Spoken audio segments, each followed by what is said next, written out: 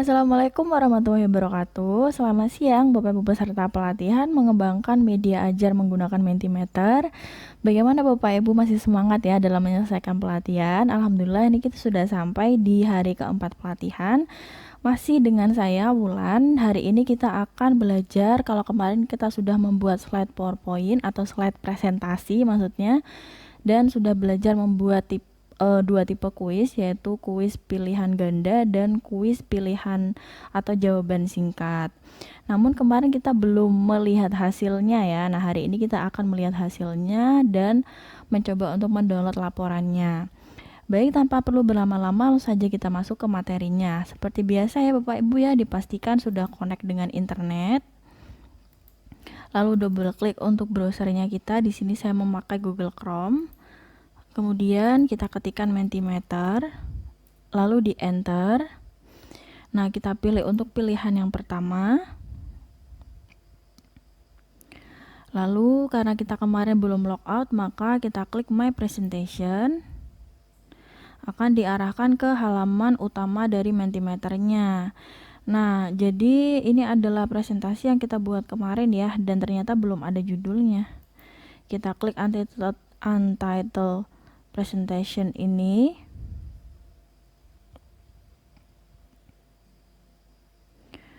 Nah, kita rename dulu ya supaya jelas. Misalnya latihan Mentimeter slide dan kuis. Begitu ya.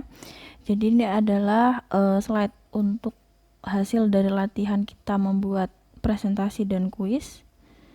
Nah, di sini ada keterangan ya, this presentation has result. Jadi presentasi ini memiliki hasil. Kita klik view result. Nah, ini juga bisa di-upgrade atau diekspor ke Excel ya Bapak Ibu, hanya saja harus upgrade ke versi Pro terlebih dahulu. Nah, kita lihat dulu ya. Jadi dari sini kelihatan ya, kuis winnernya Retno Wulan ya. Kemarin yang memainkan kuisnya tuh Retno Wulan. Kemudian ada 11 slide. Dan ini untuk rangkuman kuisnya ya. Jadi ada satu siswa yang menjawab, poinnya segini, seperti itu. Jika siswanya ada banyak, maka nanti akan muncul untuk poin dari masing-masing peserta yang ikut. Yang penting Bapak Ibu mengarahkan siswa untuk menulis sesuai nama lengkapnya ya, supaya tidak ada siswa yang salah. Kemudian ini ada slide-slide yang bisa kita download satu persatu. Kita pilih. Misalnya saya hanya ingin mendownload 3 slide ini saja yang penting. Lalu kita klik download slide. Jika batal kita bisa klik clear selection. Ini ya, misalnya Bapak Ibu ingin di leaderboard ini karena pemainnya satu, maka yang muncul satu ya. Tapi kalau pemainnya banyak nanti akan muncul banyak, dan kemudian untuk ikon-ikonnya juga ada banyak sekali. Seru Bapak Ibu. Oke, untuk mendownload PDF-nya kita klik download PDF, tombolnya ada di pojok kanan atas.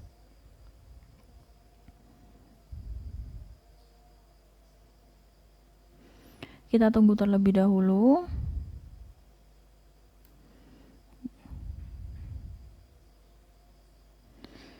Nah, kita bisa langsung download ya.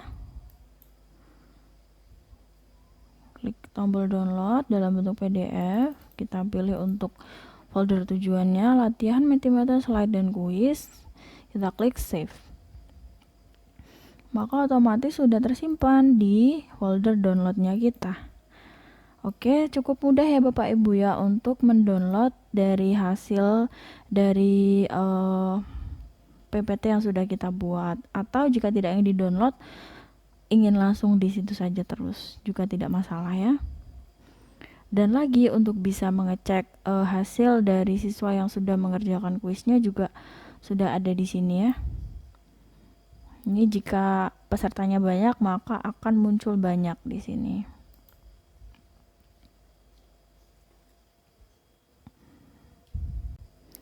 Selanjutnya kita coba untuk membuat pertanyaan-pertanyaan yang populer ya Bapak Ibu ya. Jadi di sini sudah ada slide yang populer atau sering digunakan ya. Misalnya multiple choice sudah pernah kita coba tadi, word cloud, open ended, scale, ranking, Q&A. Kita coba untuk word cloud. Jadi tampilannya itu seperti ini ya.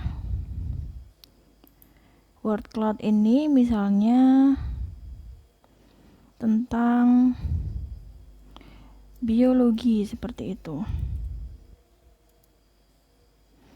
Atau ya tentang tadi ya, misalnya organel sel ya, supaya satu tema.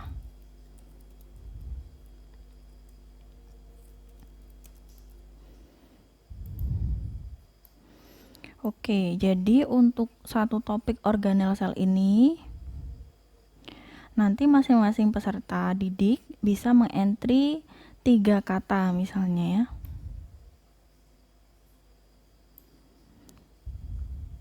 Atau bisa juga mempersilahkan siswa untuk bisa mensubmit sampai berkali-kali seperti itu. Tapi supaya tidak terlalu banyak, bisa pilih hanya 3 kali saja ya. Oke, seperti itu. Kemudian kita coba untuk slide yang lain. Open ended ini bisa kita buka untuk meminta siswa berdiskusi, misalnya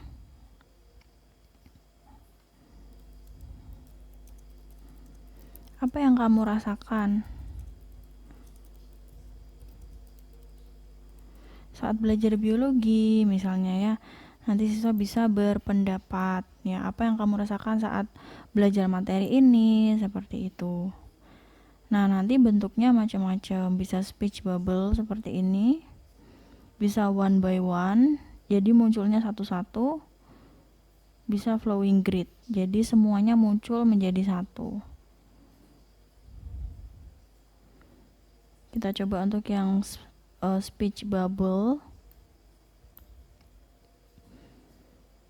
Kemudian kita coba untuk slide yang lain, misalnya scale atau skala.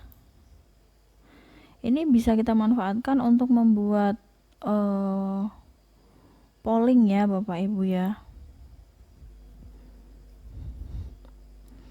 Misalnya, apakah Anda setuju dengan pernyataan tersebut? Ya, tersebutnya itu apa ya, tergantung konteksnya apa ya. Misalnya yang pertama sangat setuju. Kemudian yang kedua setuju. Lalu yang ketiga tidak setuju misalnya.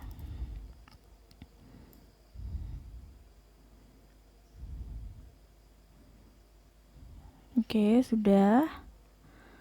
Kemudian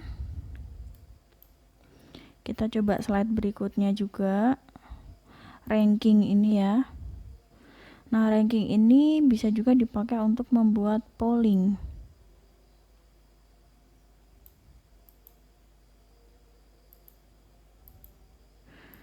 Intinya sama ya seperti tadi ya. Misalnya saat di dalam kelas itu ada perbedaan pendapat ya. Misalnya ada ingin melakukan praktikum ya. Misalnya praktikumnya inginnya hari apa? Apakah hari Senin, Selasa, Rabu, atau Kamis, seperti itu. Kapan sebaiknya praktikum dilaksanakan gitu misalnya ya. Misalnya Senin, Selasa, Rabu, Kamis ya. Atau bisa juga dimanfaatkan untuk misalnya memilih kandidat ketua kelas ya, misalnya untuk pemilihan umum seperti itu ya, di dalam kelas, dalam memilih perangkat kelas, struktur organisasi kelas. Misalnya ada 4 calon yang akan menjadi ketua kelas, maka kamu pilih yang mana, seperti itu ya.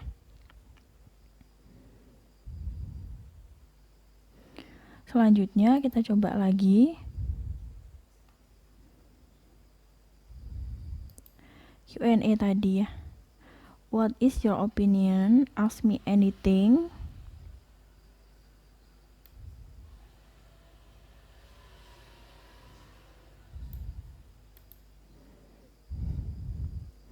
Misalnya, beri saya satu pertanyaan.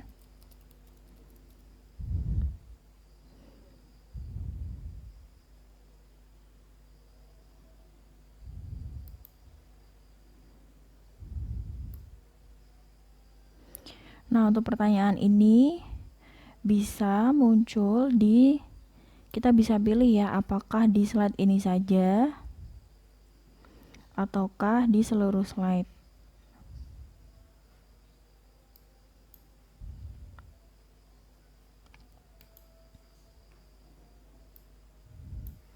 Kemudian kita coba lagi tipe yang lain. Kita coba untuk multiple choice-nya ya, Bapak Ibu.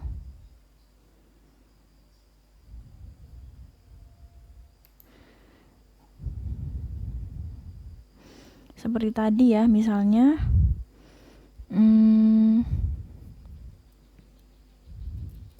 organel yang hanya dimiliki oleh sel hewan. Misalnya centriole.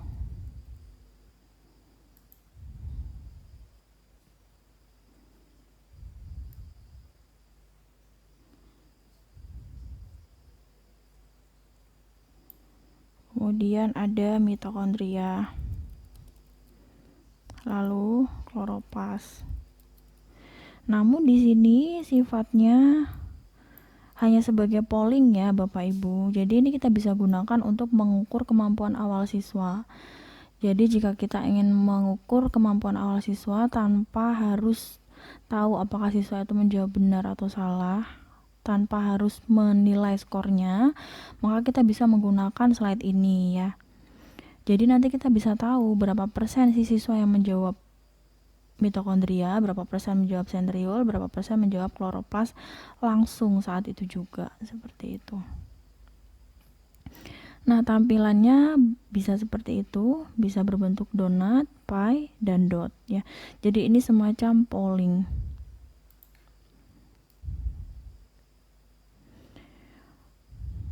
Untuk cara memainkannya sama ya Bapak Ibu, silakan langsung klik present.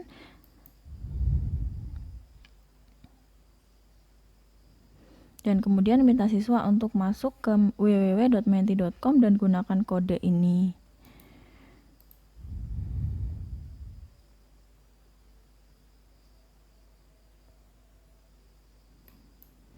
Baik Bapak Ibu, demikian itu tadi Bapak Ibu ya. Hari ini kita sudah belajar tentang bagaimana cara untuk mendownload dari result dari kuis yang sudah dimainkan oleh peserta didik, dan kita juga bisa mendownload file PDF dari presentasi yang sudah kita buat, dan kita juga sudah coba untuk membuat kuis ya.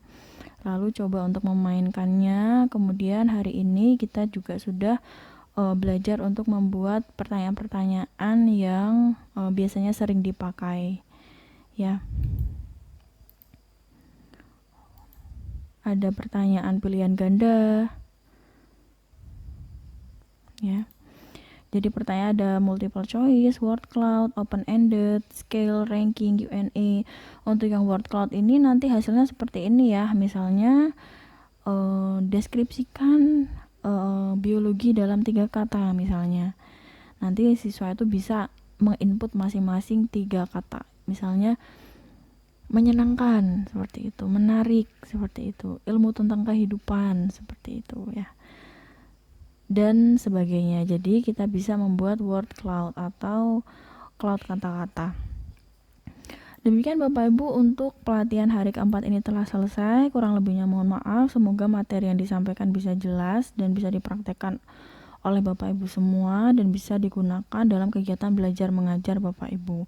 Jika ada yang belum jelas silahkan bisa berkomentar di grup Telegram. Sampai berjumpa lagi di pelatihan-pelatihan kami berikutnya.